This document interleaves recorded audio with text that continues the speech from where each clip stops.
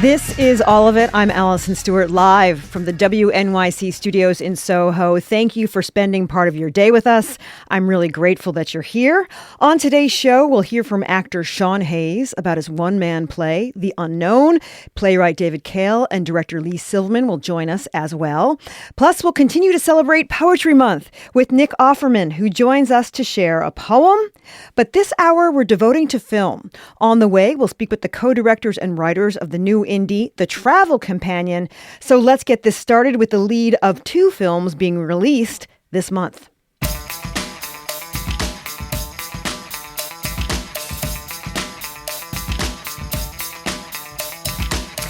My next guest, Michaela Cole, appears in two films which center on artists, each with a very different outcome. There's Mother Mary, where Cole plays a designer who has a tension-filled relationship with a superstar, think Lady Gaga. She's played by Anne Hathaway. And the film that opens today, The Christophers, Cole is Laurie, a painter and a restorer who becomes an assistant to a great artist nearing the end of his life, Julian Scolar, played by Ian McKellen. Julian is kind of a mess. He's making cameos for money, things are strewn everywhere, but he does have a sharp tongue. He can be funny, but biting.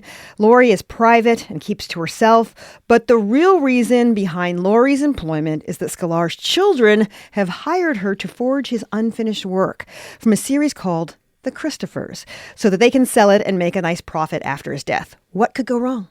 Who gets the best of whom is kept a secret until the very last moments of the film.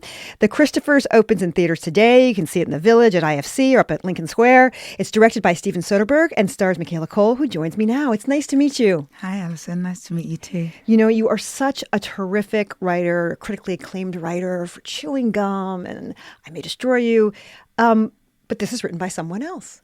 What does it take for a script to catch your attention as an actor?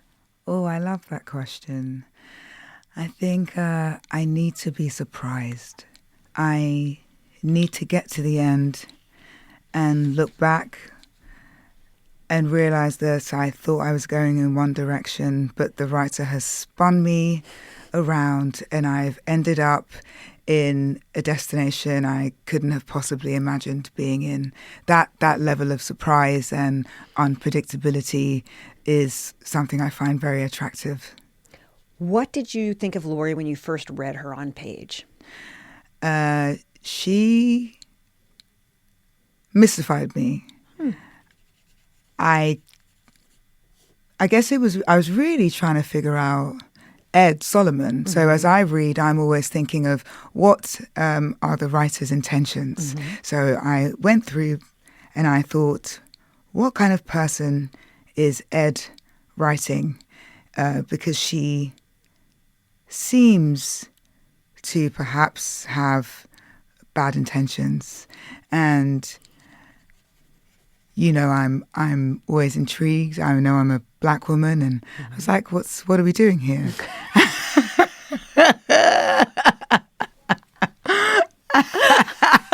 So, okay, I was like, okay, she's the thief. Okay, where are we going? But then I got to the end and I thought, oh, respect, respect, Ed. This has taken me somewhere that has surprised me, and I loved the delicacy with which he took me there. Yes. It's interesting to see how you look at a script as a writer and an actor at the same time. Oh, yeah. I think a script is a window to the soul of a writer. And so I find the script and the person who wrote it inseparable. And there's many different facets to us. And it's showing me one side.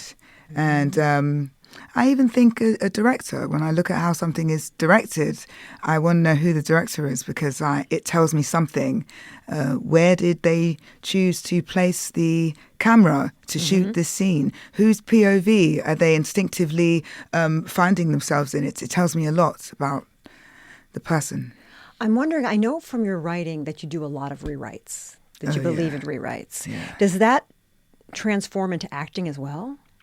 Or is it a different beast? It's a different beast. And certainly in the Christophers, we didn't really get more than 1 or 2 takes. Right. We shot it in 19 days. And it's very nice to just trust what is instinctive to me as a performer and what comes in the moment, being with the other actor, the chemistry in the room, and not to overthink, because I just think everything is okay. As long as you understand that script and that character is sitting in your stomach. I don't ruminate much over performance and notes, and I tend to trust the director. If he wants to go again or she wants to go again, I'll go again, or if they want to go again. But I'm never saying, oh, can we go again? I just need to do this other thing. You're not too precious about it? No. My guest is actor Michaela Cole. She stars in The Christophers, which is in theaters today, and Mother Mary, which will be in theaters on April 17th. When we meet Laurie, it's an interesting sort of a fake out at the beginning because we think she's very much in the art world, but you discover she's got to make ends meet. She's a great painter, but she's working at a food truck. How is her career going? Oh, not where she had dreamed when she was 15 years old. It's she's living a facade in a way. Doing restoration jobs are kind of the only credit she can give to herself. She has wasted a lot of years being too shy to show her work, but she still makes work in the privacy of her bedroom. And I guess the sad thing is work is supposed to be seen, but she has kind of just rested with the idea that her work won't be seen anymore. And she does it for herself. But does any artist really make art just for themselves? How would you describe her personal life? Lonely. Yeah. Yes, she does live in a house share, but I think she's lonely. I was thinking about this actually this morning because Julian Scolar also lives alone. I live alone as a real life person, Michaela, and she's lonely, and there's something about isolated characters that really draw me in. Yeah, there's a likeness that I see. Do you think is she alone or is she lonely? No, she's not alone. I think she's lonely. She's dealing with customers all the time. She's dealing with phone calls all the time. She's dealing with housemates. She's probably watching movies with them sometimes. She probably could hang out with them, and they're probably going to the pub, but she's very cerebral. She's very introspective, and maybe she likes to be alone. Laurie's approached by Scolar's children so that she can forge his work, and they can sell it after his death. They're played by James Corden and Jessica Gunning. Why do you think they've chosen Laurie? Well, they've chosen Laurie because when Laurie was in art school with Sally, she had a blog post that she kept online, and she was scathing about Julian Scolar, but I mean, she read him for filth. It was so cutting. It was such an intellectual tearing apart of an artist, and it was brutal, and it went on, and it was basically saying, this man means nothing to anybody. Should he be allowed to live, essentially, is what that was. And his children are so greedy, perhaps because they haven't been taught selflessness, that they pick me because they feel my hatred and resentment is strong enough for me to bypass any sense of morals and join them on a very selfish journey. What did your director, Steven Soderbergh, tell you about their relationship, your relationship to his children, that helped you with these interactions? Because your scenes are they're both hilarious and they're horrifying. Steven Soderbergh honestly doesn't tell you much about anything. Really? Oh, no. The Oh, guy... tell me more. He is like, before we started shooting, Ian wanted rehearsals, and Steven's like, what for? No, I'm good. And so we instead just met in Ian's house. I'd never met Ian, and I got a phone call saying Ian wants to go through the script. And actually, the writer, Ed Solomon, is the person who gives you more information about how you relate to the characters in the film, but also listening to Ian as he discovered who his character was in the kitchen. I kind of watched Ian McKellen find Julian Sklar within him over a period of 5 days. And when he would talk about his children, he would confess he neglected them. He abandoned them. He showed them nothing. He didn't value his children. So, of course, they didn't value him. So as much as I see them as a little obnoxious maybe and a little bit misguided, I don't think anything in Laurie wants to hurt them, call the police, or anything. She just wants to, she's following some path of goodness somewhere in the backseat of her consciousness that quietly guides all of her interactions with even his children. Had you ever worked with James Corden or Jessica Gunning before? No. Oh, but huge fan of both of them, but particularly Jessica Gunning. Yeah. I watched her in Baby Reindeer, and I thought, wow. She was great. She was great. She delivered so much empathy to how she performed that character. I had heard that she was a lovely, beautiful person from mutual friends. So I was really excited when I found out she was going to play Sally. We're talking to Michaela Cole. She stars in the new film, The Christophers, which is in theaters today. Let's listen to a clip from the film, and we can talk about it afterward. This is Julian. He's, quote unquote, interviewing you for the job, but he does most of the talking. Okay. This is from The Christophers. It's been a while since I interviewed an assistant.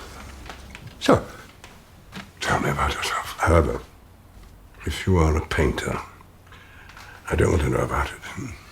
I do dispense with the big fan. You were with me through whatever drudgery life's journey has taken you. Heartbreak, blah, blah, grieving. Because we both know that's a lie, as I've done nothing but in 30 years. Nothing at all in 20. You made me want to be an artist. No, my dear, your up childhood made you want to be an artist. I'm just what you tripped over as you scurried to freedom. What do we learn about Julian from that passage? What a calcified human being. Except he does know how to use the internet, as we discover. As we discover, right? We'll leave it there. Yes. Gosh, I think Laurie learns what she already knew, which is that he doesn't want to be a nice person. He doesn't want to be soft. It's like he's resigned from kindness. He's mean, and he doesn't even want to be nice to people who love him. And I think he's burned. He's been burned. And underneath that exterior, there's obviously a very sensitive man. And what's great for Laurie in that moment is that she enters the space preparing to put on a performance and be somebody else. But then she realizes that he is busy doing all of the performing, and she can just sit back a little bit and download this very exhausting piece of art, which is Julian Sklar. Yeah, he just sort of tries to bully his way through life. I was curious about what is going on in Laurie's mind. How does she keep her personal feelings for him from coming to the surface? I think she's very mischievous, really. You know, she's very calculating and a little bit like a painter who is trying to figure out what the next brush stroke should be on a page or what colour is quite right. She doesn't make a move. She's deeply considering everything before she acts. And I think that's her whole life. That's how she lives. She is not someone that wears her heart on her sleeve. She's not someone that acts impulsively. And so I think she's comfortable because he is kind of not seeing her. And she's used to that. She's used to not being seen. She takes the job. Does she take it for money? Yeah, I don't think so. I think that she knows as soon as she meets Barnaby and Sally, she receives their pitch. She knows that she's not going to go in that direction. She is not sure what she's going to do, but she knows that there is no way she's going to align with those two because for reasons, you know. You will discover. Yes. She just needs to figure out what she is going to make. This is really a two-hander. A lot of the film is a two-hander between you and Ian McKellen. What do you like about being involved in a two-hander, and what can be challenging? Oh, I love two-handers. I love how psychological they become. I love that thread between two people.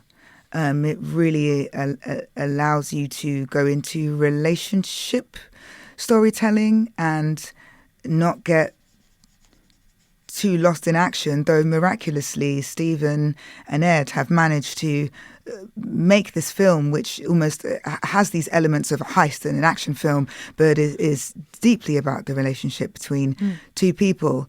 It feels like theatre to me, and that's my background. I'm very comfortable in that space. Yeah. I like getting to know people as well. I really, and a two-hander allows me to be someone else. Getting to know somebody who's also pretending to be someone else feels dangerous and real, and like you can't sleep or be lazy with the relationship because it's just you and them, and they're always watching you and you're always watching them. And it's the two of you. Yes. Ed Solomon, for people who don't know about Ed Solomon, he did Bill and Ted's Excellent Adventure, right? Isn't it fascinating? I find it fascinating after watching this movie and going down a rabbit hole about him. But again, that's like, in a sense, a two-hander. It's about a relationship between two people. What does he understand about the dialogue between two characters? What does Ed understand? Yeah. Oh, yes. I think he, for example, monologues, I feel I see less and less in films. But actually, when I listen to people, that is how they talk. And there's something real that Ed is bringing into script writing that isn't, we're not supposed to do that anymore as writers. You can't write these long, winding monologues. We need dialogue. We need short, snappy dialogue. He doesn't care. And I like that Julian Sklar's voice goes on and on and on, and you can tell that Ed is studying the character, and the character is unaware that he's being studied. There's something I love about that. Yeah. It also gives us a chance to watch you react to the person. It's so nice to be able to listen to someone. And, you know, at times, listening to his writing through Julian, it feels voyeuristic. He talks for so long, it's almost like he forgets anybody else is in the room. And then you have this naughty view of somebody. I don't experience that as an actor much. I think that's I've had that experience. Let's listen to another clip from the Christophers. This is where Julian says to Laurie, do you mind if I ask if you have a boyfriend? And Laurie says, yes, I do mind. We'll hear the result of it. Let's listen. It's not like we cease to be ourselves simply by crossing some conceptual boundary. Here I am at work, and here I am at home. Ask away. At work, oh, don't you dare. All yours. You can't ask me in either place because you are my employer, which means you hold the power. And I shall use it to ask if you have a partner. If you'll explain its relevance? Well, the relevance is that I'm curious. And who wouldn't want to bring their life into their work? Unless, right, yes, well, never mind. You said that you weren't an artist. Actually, you said that. Well, I swear that we had that conversation yesterday. Well, there was speaking, if that's what you mean. What? Did I not ask questions? My children say that I don't ask questions. And actually, by definition, did I not ask questions is a question. My children are idiots. I've no problem with questions, Laurie. It's the answers that I can't be bothered with. It's so interesting in listening to that clip. I hear generational differences. Yeah, I just think, listening to that, I'm like, Ed, how did you do that? It's really interesting, right? There's so much in that one clip. Yeah. We learn so much about Julian. Yeah, you do. And also, Laurie doesn't divulge her information, and I'm sure there's a part of her that would love to, but I also think she's telling him that he has all the power, even though he doesn't. So it's a useful way of affirming she is innocent and has no power, and he has all of it, even though she's scamming him at that point. But his waffling is just so beautiful. It's like, Ed, who did you inhabit? Who are all the different people you know that you ate to give us this? It's stunning. Honestly, I think, yes, it is. It's so, that generational difference is beautiful to behold for me, watching Ian, hearing him with this was just great. It's interesting because your other film, which comes out, I think, in a week or so, in Mother Mary, your character, there's a different dynamic because she is a more successful person. She's a sought-after designer. How did that power dynamic differ than in the Christophers? Yeah, she's more successful and she talks a lot more. Yeah. Yes, she's talking to cover her pain. And in a way, you could say that Sam Anselm is successful, but it's like an outward success. So to the world of fashion, she's incredibly successful. But in terms of doing purpose-filled work, creating work that involves her soul, there's this depth of creativity that she's been to with Mother Mary, and she's starved of that for like 10 years. So she isn't successful. What questions does the Christophers, and maybe even Mother Mary, raise about art and who makes it and who judges it? Yes, I think it's asking those very questions. Who is the author? Is there one author? And I don't think there is. And if there is one author, is that author human? Where are we receiving our ideas from? And also, when an idea is finished and goes out into the world, it is, do the audience, do the people who receive that art continue to shape that art? And actually, are we all the authors and creators of art? I've been speaking to actor Michaela Cole. She stars in the movie The Christophers, which is in theaters today, and Mother Mary, which will be in theaters on April 17th. It was great to have you in studio. It was so great to meet you, and thank you, everybody, for listening.